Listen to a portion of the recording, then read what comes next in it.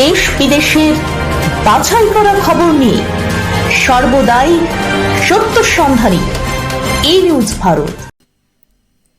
নমস্কার, ই নিউজ ভারতে আপনাদের সকলকে স্বাগত। শুরু করছি ওয়েদার আপডেট।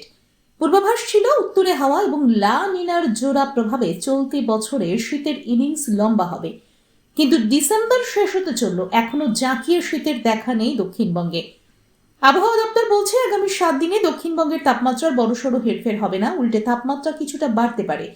আবহাওয়া দপ্তর সূত্রে খবর, আগামী 7 দিন পশ্চিমবঙ্গের জেলাগুলির সর্বনিম্ন তাপমাত্রা 12 থেকে 14 ডিগ্রি সেলসিয়াসের মধ্যে থাকবে। উপকূলের জেলাগুলিতে 14 থেকে 17 ডিগ্রি সেলসিয়াসের মধ্যে থাকবে সর্বনিম্ন তাপমাত্রা। দক্ষিণবঙ্গের সর্বনিম্ন তাপমাত্রা 11 ডিগ্রি সেলসিয়াসের নিচে নামবে না। আবহাওয়া দপ্তর সূত্রে খবর, উত্তর পশ্চিম ভারতে তৈরি হওয়া পশ্চিমী ঝঞ্ঝার প্রভাবেই এই দক্ষিণবঙ্গের তাপমাত্রা বাড়ছে।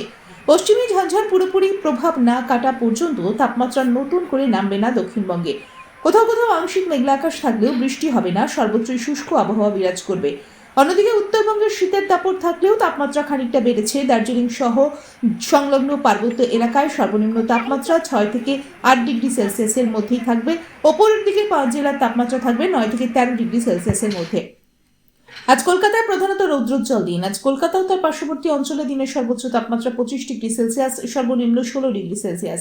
বাতাসে আপেক্ষিক আর্দ্রতার পরিমাণ 43%। ব্যুরো রিপোর্ট, ই নিউজ ভারত।